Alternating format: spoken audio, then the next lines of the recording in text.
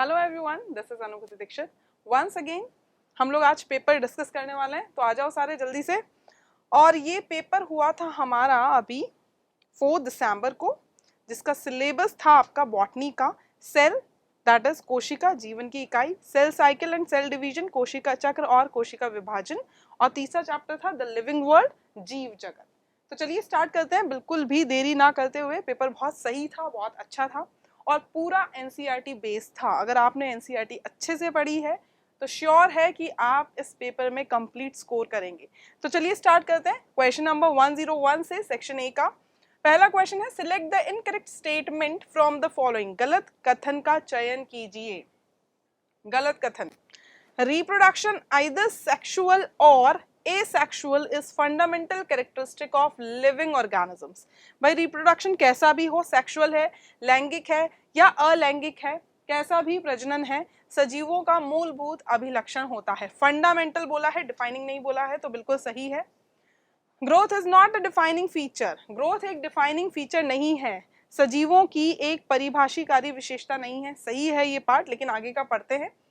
Because it is not found in some of the simplest organisms, क्योंकि यह कुछ सरलतम जीवों में नहीं पाई जाती है, ऐसा कुछ भी नहीं है। भाई पहला हाफ जो है वो सही है, ये सही है, लेकिन दूसरा हाफ जो है ये गलत है, और इसकी वजह से ये स्टेटमेंट कैसा हो जाता है, गलत हो जाता है, इनकरेक्ट हो जाता है। Both anabolism and catabolism occur in an organism, दोनों में, या हम बोल सकते हैं उपचय, उपचय और अपचय दोनों होते हैं एक जीव में, बिल्कुल सही है। मेटाबॉलिज्म के अंदर दोनों आते हैं और मेटाबॉलिज्म होता है जीव के अंदर। All characteristics features of living beings are not necessary to be defining feature, सजीवों की सभी अभिलाक्षणिक विशेषताएं अनिवार्य रूप से परिभाषिकारी विशेषता नहीं होती है, ये भी सही है। तो हमारा आंसर हो जाता है इस क्वेश्चन का ऑप्शन नंबर 2। नेक्स्ट है, the taxonomical aid that is based on couplets and leads. कौन सा ऐसा आपका वर्गीकीय सहायक है जो युग्मित और लीड पर आधारित है? तो ये दो शब्द आपको कहाँ सुनाई देते हैं? आपके इस वाले टेक्सोनॉमिकल एड में, जो कि क्या है, कुंजी या फिर की। तो सही आंसर हो जाएगा ऑप्शन नंबर 3। भाई अगर ध्यान से अगर आपने पढ़ा है हर एक स्टेटमेंट, अगर आपने पढ़ाई अच्छे से करी है, एनसीईआरटी अच्छे से पढ़ी है, तो पक्की बात है कि कोई भी क्वेश्चन गलत नहीं जाएगा। और स्पेशली जब एग्जाम दे रहे थे तब क्वेश्चन ध्यान से पढ़ा है। Which of the following specific epithets is not associated with kingdom Plantae? निम्नलिखित में से कौन सा जाति संकेत पद प्लांटी जगत से संबंधित नहीं है? मैलोंगेना ब्रिंजल का नाम है, ब्रिंजल का स्पीशीज है, ब्रिंजल सबने खाया है। एग प्लांट इसे हम बोलते हैं आजकल। टाइग्रेस किसके लिए है, कौन सी स्पीशीज को रिप्रेजेंट कर रहा है? टाइगर को। टाइगर प्लांटे में आते हैं क्या? नहीं आते हैं। Indica, Mangifera indica, Plantae kingdom. Aestivum, Triticum aestivum, गेहूं, प्लांटे किंगडम। तो कौन सा वाला जो है वो किंगडम प्लांटे में नहीं आएगा? टाइग्रेस एनिमल किंगडम में आएगा। किस में आएगा? जंतु जगत में, जंतु जगत में। तो हमारा आंसर क्या हो जाएगा? Option number 2। नेक्स्ट है, select the correct option regarding the contribution of Robert brown. Robert brown का नाम हमने काफी सुना है, 9th क्लास से सुनते हुए आ रहे हैं कि रॉबर्ट ब्राउन ने क्या डिस्कवर किया था भाई? न्यूक्लियस, केंद्रक। चलो आगे पढ़ते हैं। He first saw and describe the life cells. नहीं, ये ल्यूवेनहॉक ने किया था। सबसे पहले जीवित कोशिकाओं को देखा और इनका वर्णन किया, ये सबसे पहले किसने किया था? ल्यूवेनहॉक ने किया था। He first classified the living and non-living, ऐसा भी कुछ भी नहीं था। फर्स्ट क्लासिफिकेशन एरिस्टोटल ने ट्राई किया था। He discovered the chromosomes in the nucleus, बिल्कुल भी नहीं। He discovered the nucleus in the cell, yes, इन्होंने कोशिका में केंद्रक की खोज की थी। Option number 4। आगे बढ़ते हैं। Regarding peroxisome find out the option that is incorrect. इस वाले पेपर में ना आपको इनकरेक्ट वाले क्वेश्चन ज्यादा मिलेंगे। गलत विकल्प क्या है, किसके बारे में? पेरोक्सिसोम के बारे में। It is present in the cytoplasm, सही है, साइटोप्लाज्म में प्रेजेंट होता है। अच्छा, पेरोक्सिसोम जो है आपका वो क्या है? माइक्रो बॉडीज है। और कैसी माइक्रो बॉडीज है? जो एक मेम्ब्रेन से कवर्ड है। It is a membrane bound structure, झिल्लीबद्ध संरचना है, बिल्कुल सही है। कंटेन्स एंजाइम्स, एंजाइम्स होते हैं अलग अलग तरीके की माइक्रोबॉडीज में, बिल्कुल सही है। It is included in endomembrane system, endomembrane system में 4 ऑर्गेनेल आते हैं, कौन कौन से? ER आपका, लाइजोसोम, वैक्यूल और गोल्जी बॉडीज। ये पेरोक्सिसोम आपके एंडोमेम्ब्रेन सिस्टम में नहीं आता है, नहीं आता है। तो आंसर क्या हो जाएगा? Option number 4। नेक्स्ट है satellite is a structure in a cell which is associated with, अनुषंगी कोशिका की एक संरचना है, बिल्कुल है, जो संबंधित होती है। भाई कुछ क्रोमोसोम्स ऐसे होते हैं जिनमें आपको प्राइमरी कॉन्स्ट्रिक्शन के अलावा भी सेकेंडरी कॉन्स्ट्रिक्शन मिलता है, ये हो जाता है सेकेंडरी कॉन्स्ट्रिक्शन। और इस सेकेंडरी कॉन्स्ट्रिक्शन के बाद वाले पार्ट को हम क्या बोलते हैं? सैटेलाइट। तो सैटेलाइट किससे अटैच हुई? न्यूक्लियर मेम्ब्रेन से नहीं, ER से नहीं, सेंट्रोसोम से भी नहीं, क्रोमोसोम का एक पार्ट होती है आपकी सैटेलाइट। तो करेक्ट आंसर हो जाएगा ऑप्शन नंबर 1। नेक्स्ट आते हैं नेक्स्ट क्वेश्चन पे, which of the following sets of structures are present in both prokaryotic and eukaryotic cells, दोनों में प्रेजेंट हो। ऐसे सेट ऑफ स्ट्रक्चर का आपको सिलेक्शन करना है, ऐसी संरचनाओं का जो कि दोनों कोशिकाओं में प्रेजेंट हो, यूकैरियोटिक और प्रोकैरियोटिक। सीलिया, फ्लैजिला और पिलाए, भाई सीलिया प्रोकैरियोट्स में नहीं होते हैं और पिलाए यूकैरियोट्स में नहीं होते हैं। राइबोसोम, सेल वॉल और plasma membrane, plasma membrane universal membrane है, सेल वॉल यूकैरियोटिक प्रोकैरियोटिक दोनों में मिलेगी, और लेकिन दोनों में संरचना में फर्क होगा, अंतर होगा। राइबोसोम्स दोनों में मिलेंगे, दोनों में अलग अलग होंगे, एक में 70S होंगे और एक में 80S होंगे। तो बिल्कुल सही है। सो करेक्ट आंसर यहाँ क्या हो जाता है हमारा? Option number 2। Next, the smallest living cell known lacks, ज्ञात सबसे छोटी जीवित कोशिका में किसका अभाव होता है? सबसे पहले तो सबसे छोटी जीवित कोशिका है किसकी? माइकोप्लाज्मा, क्योंकि वायरसेस तो बिना कोशिका के जीव है, जीव भी क्या है? जीवित तो है ही नहीं वो। सो माइकोप्लाज्मा सबसे छोटी जीवित कोशिका है, और इसमें किसका अभाव होता है ये हमें सबको मालूम है, सेल वॉल का इसमें अभाव होता है, कोशिका भित्ति का। सो करेक्ट आंसर हो जाता है हमारा ऑप्शन नंबर 2। नेक्स्ट है regarding the procedure developed by Gram, जिन्होंने ग्राम स्टेनिंग का प्रोसीजर दिया था, bacteria can be classified into 2 groups, 2 groups में हमने वर्गीकृत किया था, या 2 समूहों में हमने वर्गीकृत किया था जीवाणुओं को ग्राम द्वारा विकसित प्रक्रिया के संबंध में। This classification is on the basis of, और ये क्लासिफिकेशन, ये वर्गीकरण जो था, ये इसका आधार क्या था? तो इसका आधार ये था भाई, chemical nature of cytoplasmic inclusion bodies, जो आपके कोशिका द्रव्य अंतर्विष्ट पिंडों की रासायनिक प्रकृति है, उसके बेसिस पे, उसके आधार पे बिल्कुल नहीं। आरएनए टाइप, आरएनए का टाइप जो होता है राइबोसोम में, उसके प्रकार के आधार पे नहीं। Presence and absence of proteins in the cell wall, proteins का जो होना, उपस्थिति या अनुपस्थिति जो है कोशिका भित्ति में, उसकी वजह से नहीं। The differences in the cell envelopes and response to the particular stream, कोशिका आवरणों में अंतर और विशेष अभिरंजन के प्रति अनुक्रिया के आधार पर हमने यहाँ पर जीवाणुओं को 2 समूहों में वर्गीकृत किया था, 2 ग्रुप्स में, कैटेगरीज में हमने उनको कैटेगराइज किया था, gram positive and gram negative, basically on the basis of different composition of their cell wall. वहाँ लिपिड कंटेंट के बेसिस पे हमने ये कैटेगराइजेशन किया था। सो करेक्ट आंसर क्या हो जाता है? Option number 4। नेक्स्ट है match the following columns and choose the correct option. Cytoplasm, एक लाइन दे रखी है एनसीईआरटी में, main arena of cellular activities, कोशिकीय गतिविधियों का मुख्य क्षेत्र है आपका कोशिका द्रव्य, बिल्कुल सही है। सेकंड, सेंट्रियोल अगर बात करें तो भाई सेंट्रियोल किस में हेल्प करता है? कोशिका विभाजन में सहायता करता है, स्पिंडल फाइबर्स यहीं से निकलते हैं। प्लाज्मिड की बात करें तो एक सर्कुलर डीएनए है, यस, एक वृत्ताकार डीएनए है। और न्यूक्लियोप्लाज्म की बात करें तो यहाँ पर क्या होगा, क्रोमेटिन होगा, तो थर्ड। इसी तरीके से आप मैचअप वाले क्वेश्चन करेंगे तो थोड़ा इजियर हो जाएगा। सीक्वेंस देख लीजिए 2 4 1 3, किसमें दे रखा है, 2 वाले पहले सिलेक्ट कर लो, 2 हैं 2 वाले, 2 4 4 आना चाहिए, तो ये भी कट हो गया। तो हमारा करेक्ट आंसर हो गया option number 4th। Next, the outermost layer in the 3 enveloped covering in bacteria can be all except, भाई एक ऐसी है जो नहीं होगी आउटर मोस्ट, जो सबसे बाहरी परत होती है 3 आवरण वाले आपके जीवाणु के आच्छादन की सबसे बाहरी परत, किसके अतिरिक्त अन्य सभी हो सकती है। म्यूकोपेप्टाइड सेल वॉल, नाम में ही या ऑप्शन में ही नाम आ रहा है सेल वॉल, तो ये तो बिल्कुल नहीं होगी। लूज शीथ ऑफ स्लाइम, अवपंक का शिथिल आच्छद, बिल्कुल सही है, ये आउटर मोस्ट हो सकती है। ग्लाइकोकैलिक्स, ये आउटर मोस्ट लेयर का नाम है।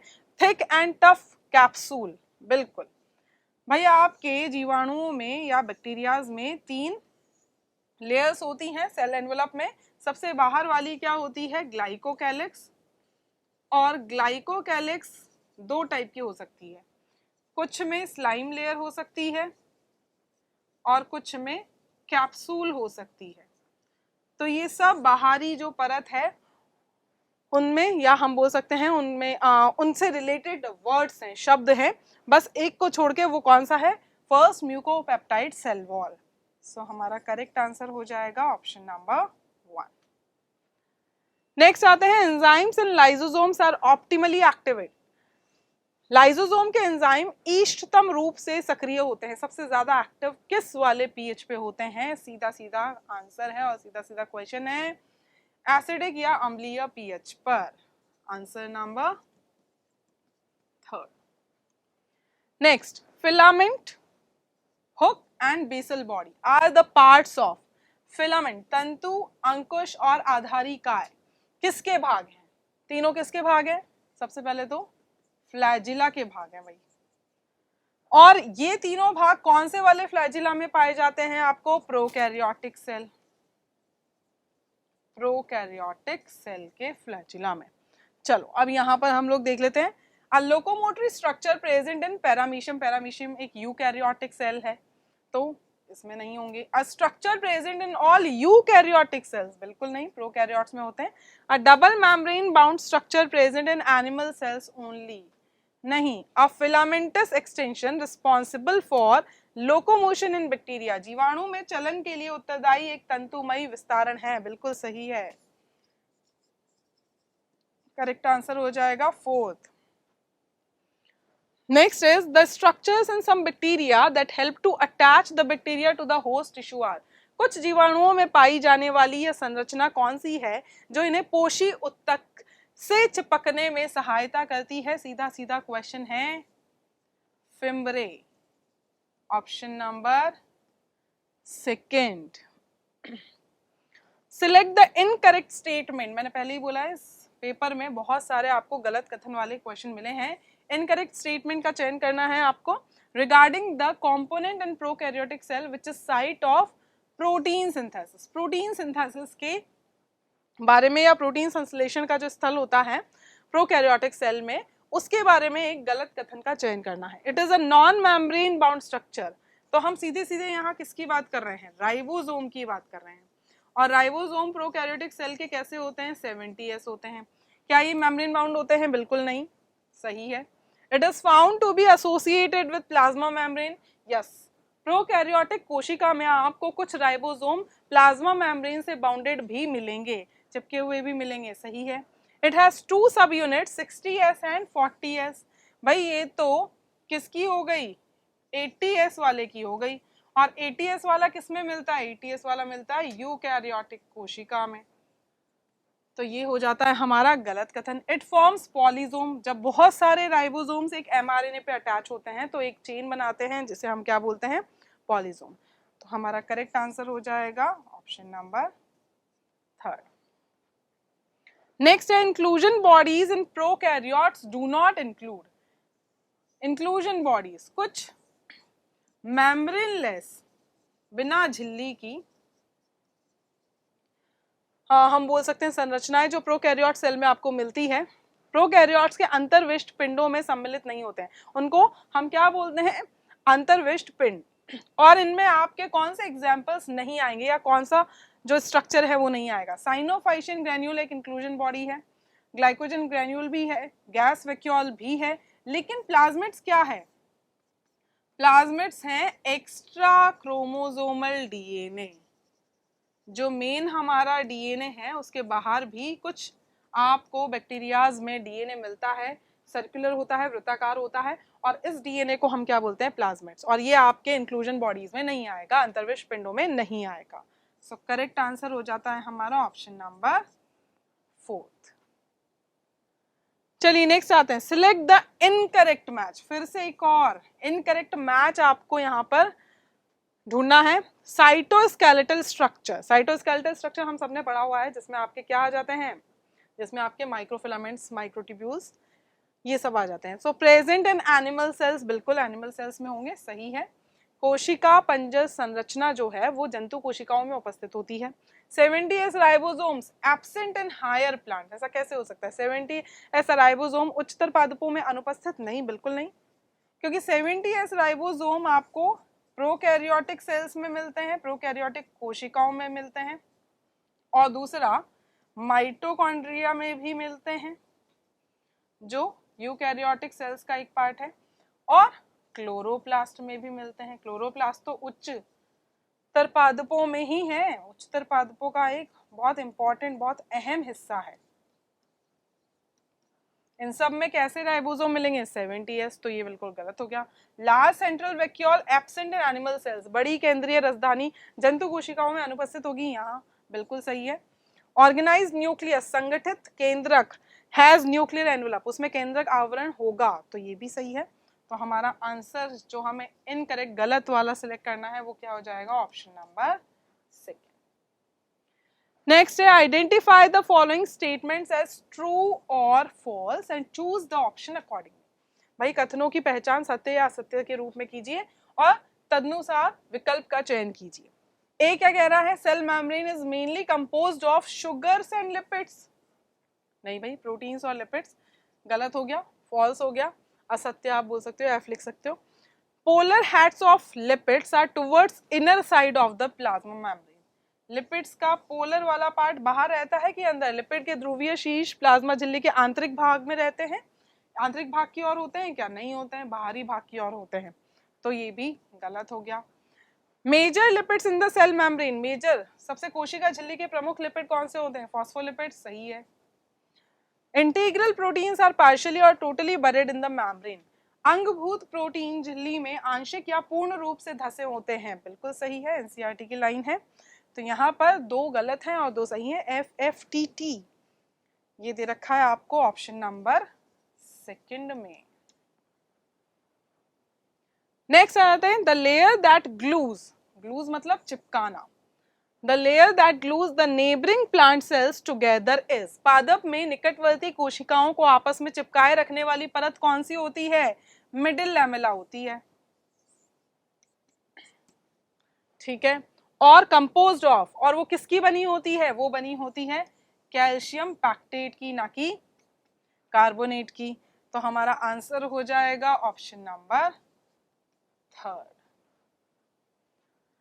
The endoplasmic reticulum that bears ribosomes on its surface, ऐसा ER या ऐसी अंतर्द्रव्य जाली का जिसकी सतह पर राइबोसोम होते हैं, क्या बोलते हैं उसे, RER, रफ वाला, on its surface is frequently observed in the cells which are, वो आपको उन कोशिकाओं में पाई जाती हैं जो involve in the synthesis of glucose, जो ग्लूकोज के सिंथेसिस में इन्वॉल्व हैं, बिल्कुल नहीं, कोई कनेक्शन ही नहीं है, राइबोसोम प्रोटीन सिंथेसिस करते हैं। Actively involve in protein synthesis and secretion, yes, ऐसी कोशिकाएं जो प्रोटीन के संश्लेषण और श्रवण में सक्रिय रूप से सम्मिलित होती हैं, उनमें आपको RER ज्यादा नजर आएंगे। Without nucleus, not showing any biochemical processes, वहां जरूरत ही नहीं है किसी भी चीज की, ऑप्शन हो जाएगा आंसर नंबर 6। नेक्स्ट है, match the following columns and choose the correct option. Amyloplast, amylopectin से याद कर लेना इसे, स्टार्च मतलब कि आपका बोल सकते हो स्टार्च को स्टोर करता है, तो option second.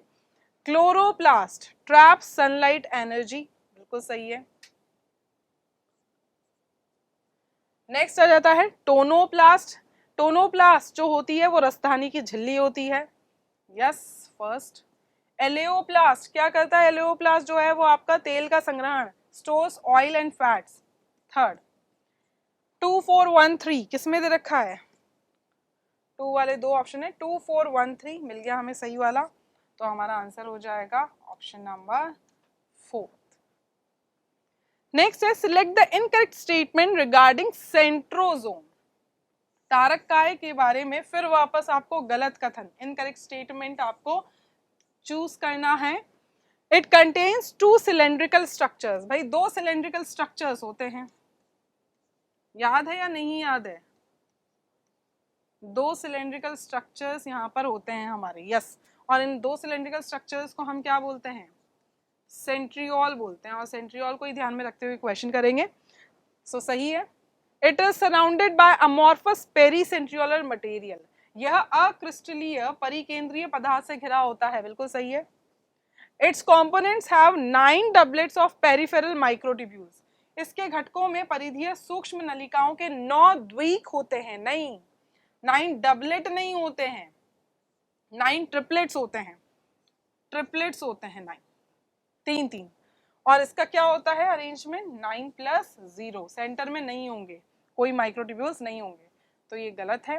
The cylindrical structure in it has an organization like the cart wheel. इसकी बेलनाकार संरचना में बैलगाड़ी के पहिए जैसा संगठन होता है, ये भी बिल्कुल सही है। हम सेंट्रियोल की बात कर रहे हैं यहाँ सेंट्रोजोम के थ्रू, सो इनकरेक्ट हो जाता है कि भाई 9 डबलेट होते हैं पेरिफेरल में, नहीं 9 ट्रिपलेट होते हैं। 9 तो होगा लेकिन ट्रिपलेट होंगे, सो हमारा आंसर हो जाता है ऑप्शन नंबर 3 जो गलत है। नेक्स्ट है अ सेल साइकिल इन्वॉल्व। एक कोशिका चक्र में क्या क्या होता है? चलिए बताइए। डीएनए रेप्लिकेशन होता है, बिल्कुल होता है, एस फेज में होता है। सेल डिवीजन होता है, एम फेज में होता है। सेल ग्रोथ होती है, इंटरफेज में होती है, और वैसे तो एम फेज में भी होती है, नंबर तो बढ़ ही रहा है। न्यूक्लियर डिवीजन बिल्कुल होता है एम फेज में, या कैरियोकाइनेसिस में आप बोल सकते हो।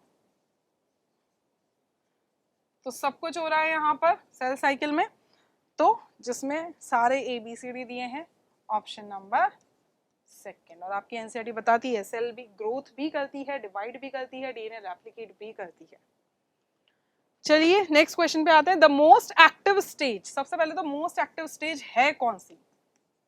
कौन सी है? इंटरफेज है, सीधा सा क्वेश्चन है। कोशिका चक्र के अधिकांश समय तक बनी रहने वाली सबसे सक्रिय अवस्था है, that occupies most of the time of the cell cycle. कौन सी है? पहले ही लिख लिया हमने तो आंसर, इंटरफेज है। 95% से भी ज्यादा ड्यूरेशन, मोर देन 95% ड्यूरेशन किस में जाता है? आपका इंटरफेज में जाता है, अंतरावस्था में जाता है। नेक्स्ट है the phase of a cell cycle in which cell does not proliferate but remains metabolically active. कोशिका चक्र की वह प्रावस्था क्या कहलाती है जिसमें कोशिका प्रचुरित नहीं होती है परंतु उपापचयी रूप से सक्रिय रहती है? और हमने इतनी बार बताया है, गीत भी गाया है, G0 फेज। G0 प्रावस्था आपकी एक ऐसी प्रावस्था है जहां पर सेल विभाजित नहीं होगा, कोशिका विभाजित नहीं होगी, लेकिन उपापचयी रूप से सक्रिय रहती है, मेटाबॉलिकली एक्टिव रहती है, वो जिंदा रहती है। नेक्स्ट है the amount of DNA doubles but the number of chromosome remains the same. The statement is true for a cell present in. DNA की मात्रा दोगुनी हो जाती है परंतु गुण सूत्रों की संख्या समान बनी रहती है।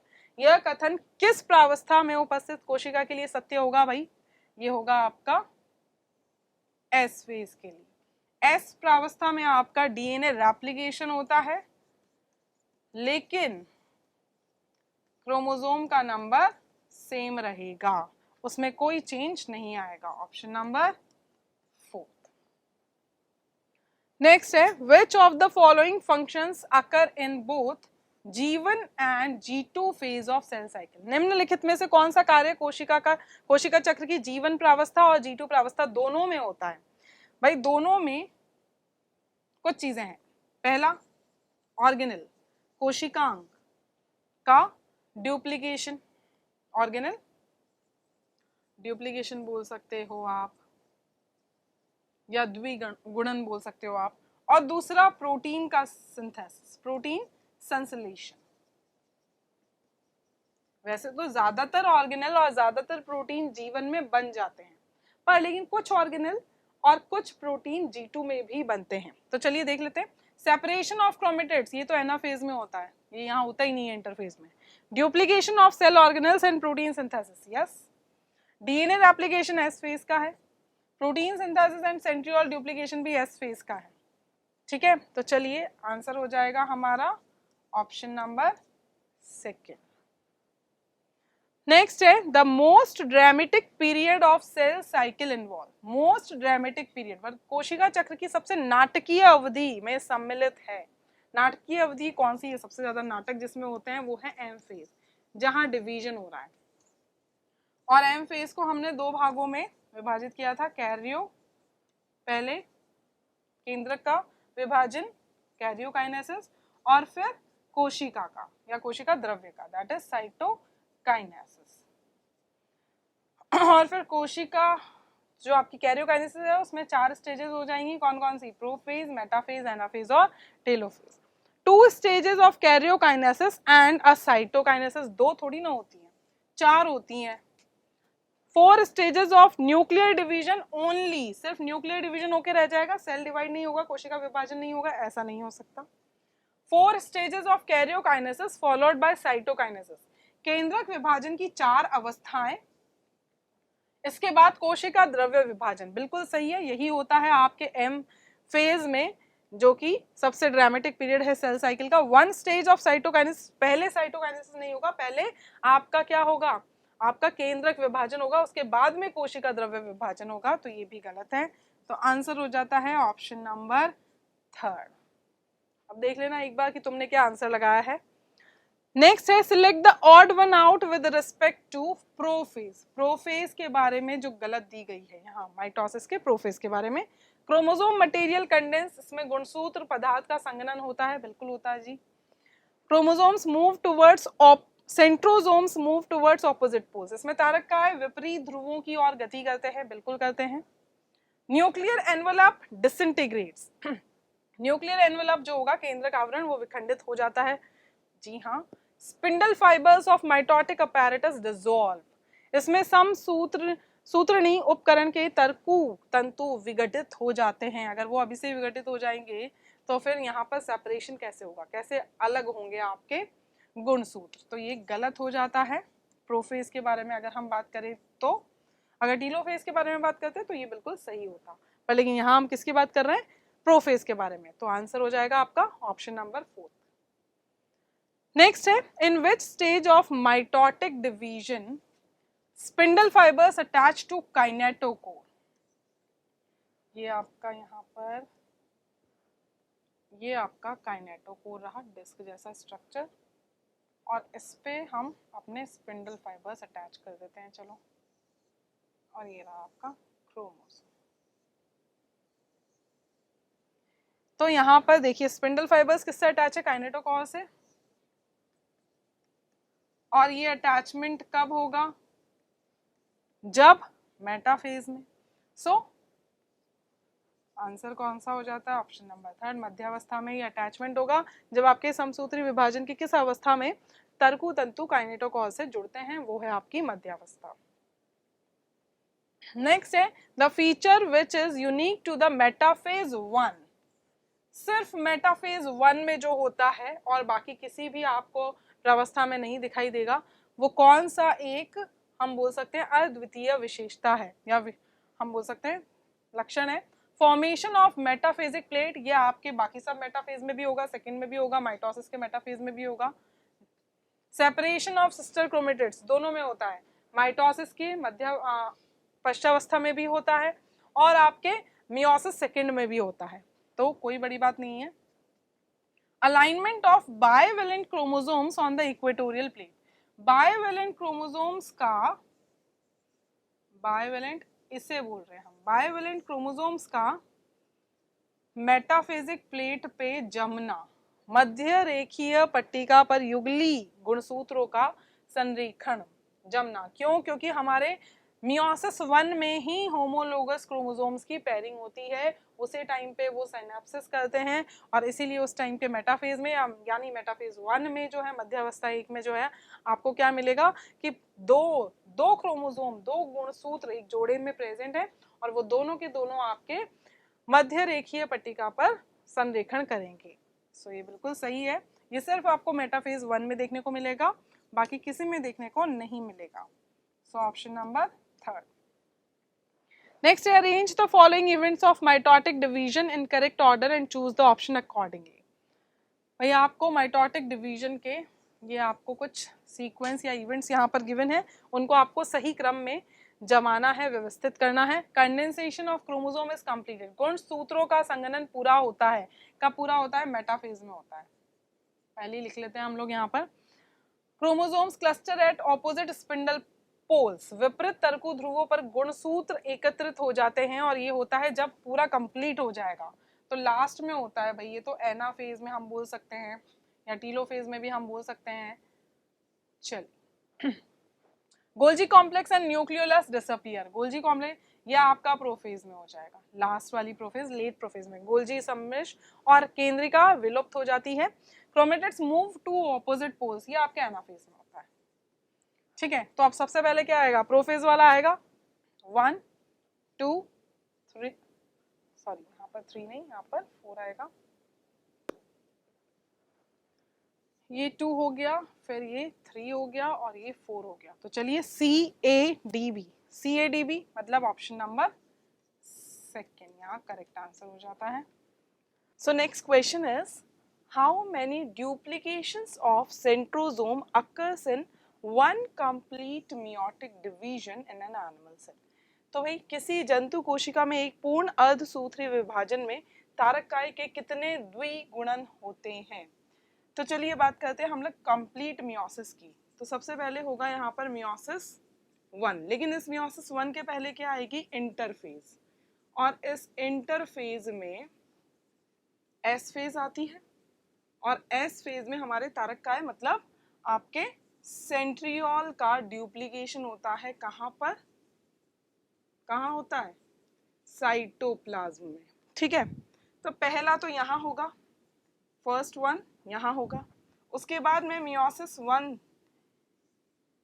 के बाद में आपके 2 सेल्स बनेंगी, 2 सेल्स बनेंगी और ये दोनों cells after interkinesis, after interkinesis कहाँ मूव करेंगी? फर्दर मियोसिस 2 में।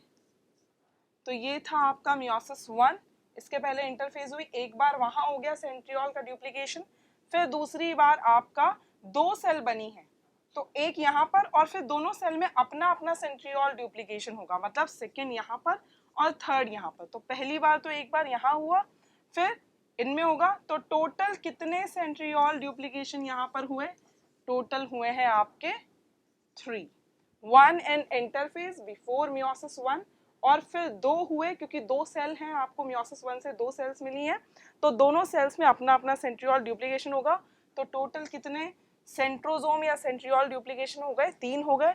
तो हमारा करेक्ट आंसर हो जाएगा ऑप्शन नंबर 4। नेक्स्ट है सिलेक्ट द इनकरेक्ट। फिर से आपको इनकरेक्ट, गलत जो है मिलान का चयन करना है। सबसे पहला है zygotene, occurrence of synapses. Zygotene आपकी सेकंड स्टेज है, सबसे पहले लैप्टोटीन आती है, फिर जाइगोटीन, जमा लेना अगर आप अच्छे से नहीं कर पा रहे हैं क्वेश्चन तो। फिर आती है आपकी पैकाइटीन, फिर डिप्लोटीन और लास्ट में डायकाइनेसिस। चलिए, जाइगोटीन में सिनेप्सिस बिल्कुल सही है। Diakinesis disappearance of nucleolus, yes last होती है तो यहाँ पर न्यूक्लियोलस डिसअपियर हो जाता है। लैप्टोटीन में कॉइलिंग ऑफ क्रोमेटिन, बिल्कुल सही है। Pachytene chiasmata shift to the tip of chromosome, यहाँ पर ही काइजमेटा जो है टिप पे, मतलब टर्मिनलाइजेशन, जबकि टर्मिनलाइजेशन कहाँ हो रहा है आपका? यहाँ हो रहा है। टर्मिनलाइजेशन कहाँ हो रहा है आपका काइनेमेटा जो है वो टिप पे बिल्कुल एंड पे कब खिसकता है, डाइकाइनेसिस में, ना कि पेकाइटिन में। क्या पेकाइटिन में तो अभी क्रॉसिंग ओवर ही चल रही है, क्रॉसिंग ओवर ही चल रही है भाई, अभी कहाँ से काइनेमेटा बन जाएगा। और रिकॉम्बिनेशन हो रहा है, तो अभी तो जेनेटिक मटेरियल ही हम एक्सचेंज कर रहे हैं, अदला बदली कर रहे हैं, तो अभी कहाँ से आपका काइनेमेटा बन जाएगा या अलग होने लग जाएंगे। तो सही आंसर हो जाता है ऑप्शन नंबर 4। नेक्स्ट है in cell division the enzyme recombinase is involve during the process that. भाई कोशिका विभाजन में रिकॉम्बिनेज एंजाइम उस प्रक्रिया के दौरान सम्मिलित होता है जो, किस प्रक्रिया के दौरान सम्मिलित होता है पहले तो ये बताइए। पेकाइटिन, और पेकाइटिन में क्या चल रहा है, पेकाइटिन में चल रहा है क्रॉसिंग ओवर चल रहा है, पहली बात। दूसरा रिकॉम्बिनेशन चल रहा है, टूट के जुड़ रहे हैं कुछ जीन्स, और इससे क्या होता है, इससे वेरिएशंस आते हैं। क्यों? क्योंकि जेनेटिक मटेरियल अदल बदल होता है या एक्सचेंज होता है। तो यहां हम बोल सकते हैं सबसे पहला split centromere and separate sister chromatids apart. ये आपका कहाँ होगा, ये एनाफेज में होगा, इसका कोई कनेक्शन नहीं है प्रोफेज से। Causes genetic variations in all the 4 daughter cells, सभी 4 पुत्री कोशिकाओं में आनुवांशिक भिन्नता लाती है, बिल्कुल। जहां पर आपका रिकॉम्बिनेज एंजाइम बन रहा है कोशिका विभाजन में, जिस प्रक्रिया के दौरान आपका रिकॉम्बिनेज एंजाइम बन रहा है, मतलब पेकाइटिन के दौरान, वहां क्या हो रहा है ऐसा, वहां पर 4 पुत्री कोशिकाओं में आनुवांशिक भिन्नता लाती है ये जो प्रक्रिया हो रही है, बिल्कुल सही है।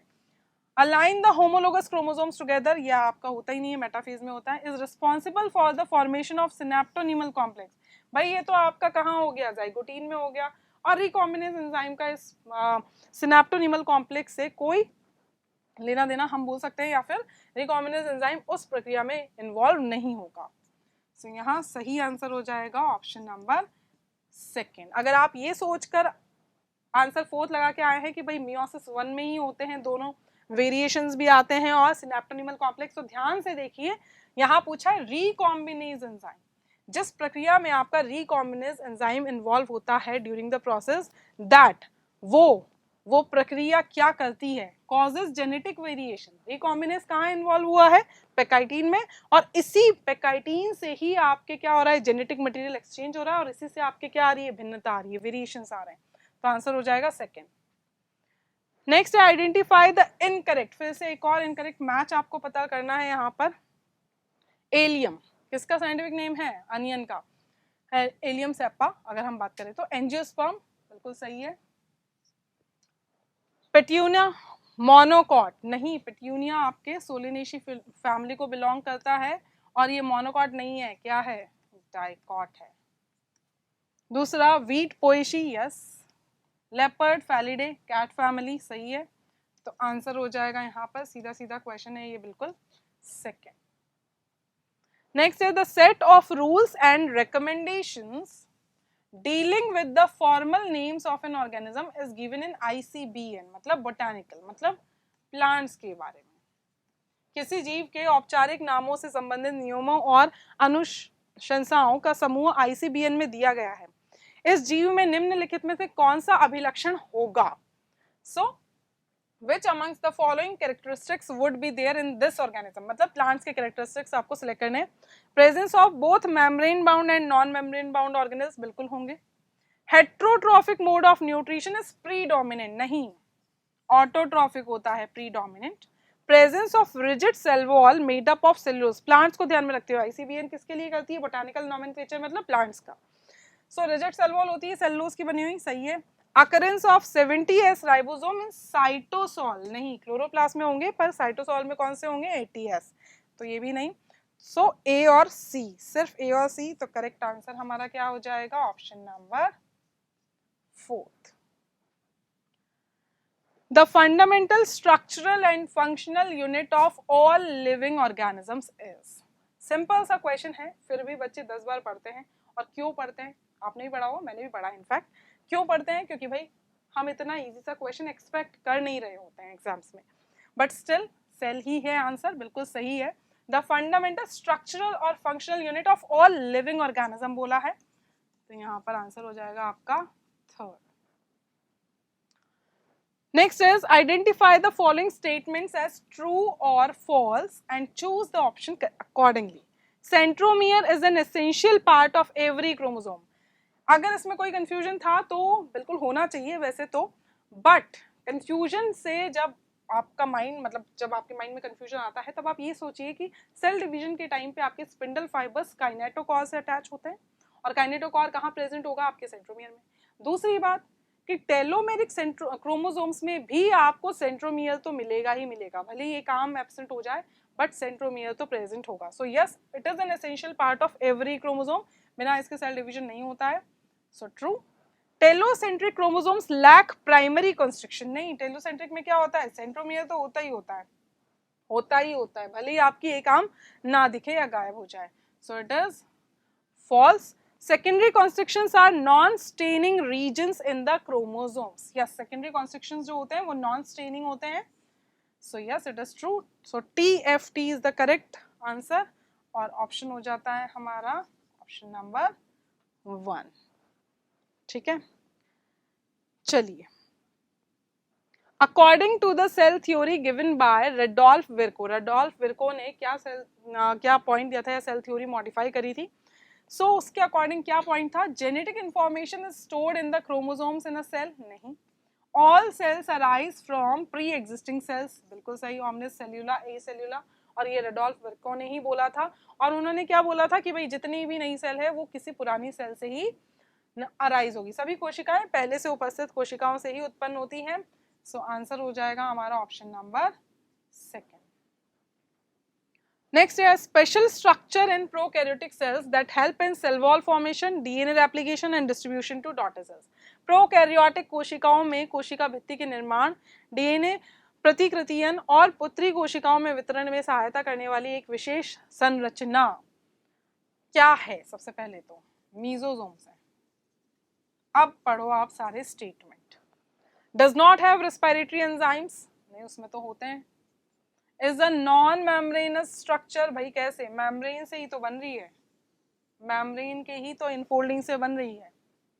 Is formed bye invagination of plasma membrane, yes, अंदर की तरफ जब आपकी प्लाज्मा झिल्ली जो है अंतर्वलन होती है तब उससे बनती है आपके मीजोसोम्स, तो बिल्कुल सही है। Surrounds the region that has the genomic DNA, नहीं, ऐसा भी कुछ भी नहीं है, तो हमारा आंसर हो जाएगा ऑप्शन नंबर 3। नेक्स्ट है disc shaped structure present on the centromere is known as, एक गुणसूत्र बिंदु पर उपस्थित डिस्क आकृति वाली संरचना को क्या कहा जाता है? क्या कहा जाता है भाई? इसको क्या कहा जाता है? अभी अभी मैंने बनाया था थोड़ी देर पहले, इसको कहा जाता है काइनेटोकोर।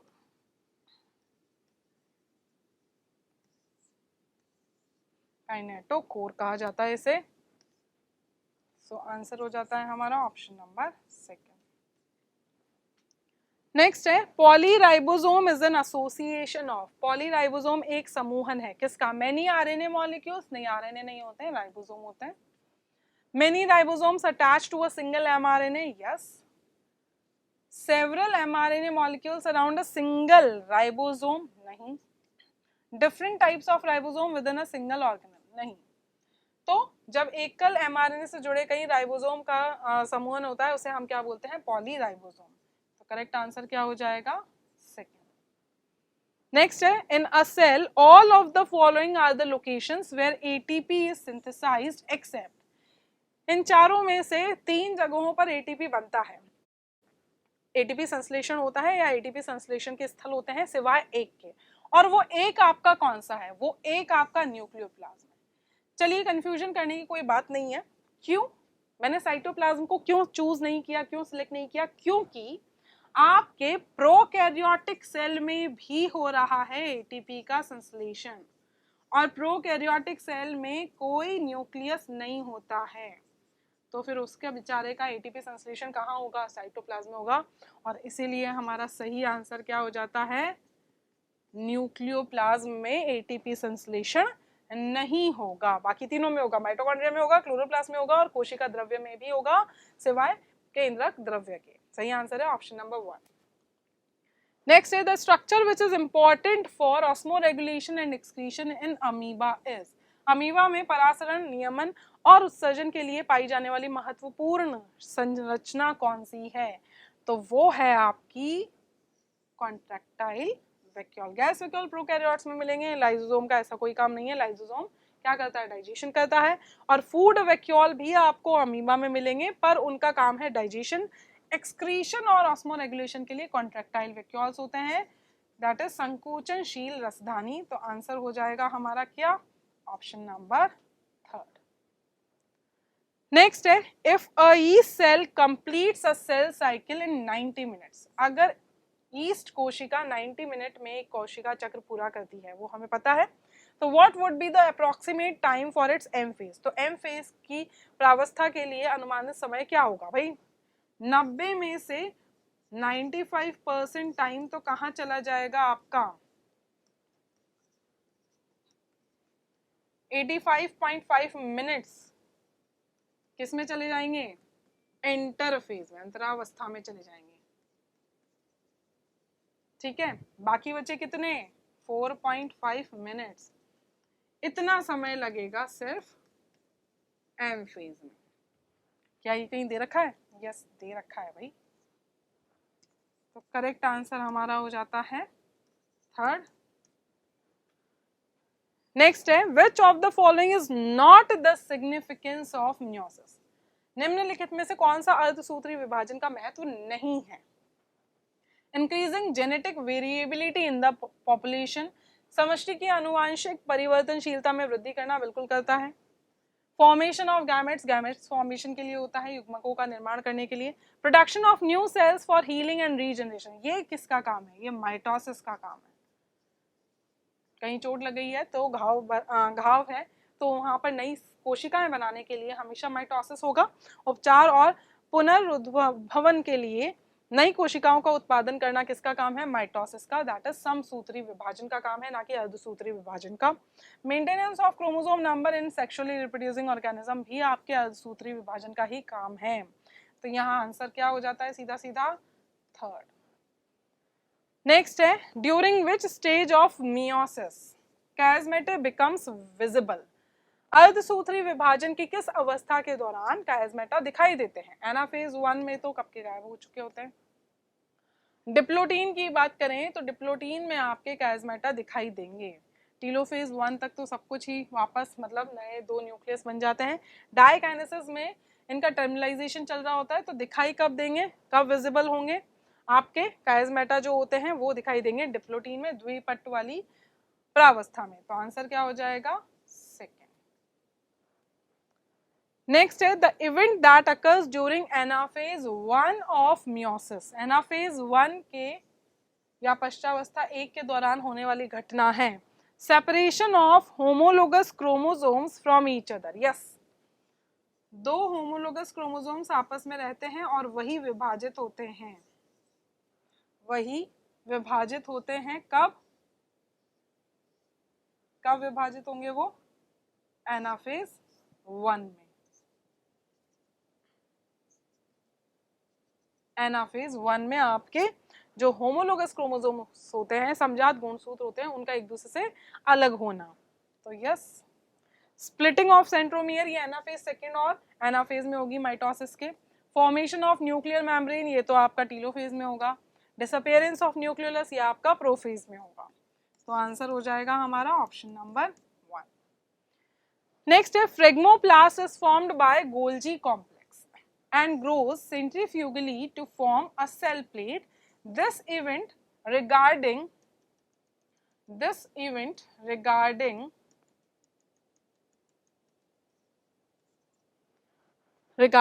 cytokinesis occurs in। फ्रेगमोप्लास्ट का निर्माण गोल्जी समृश द्वारा होता है और यह केंद्र प्रसारी रूप से वृद्धि कर कोशिका पट्टिका बनाता है।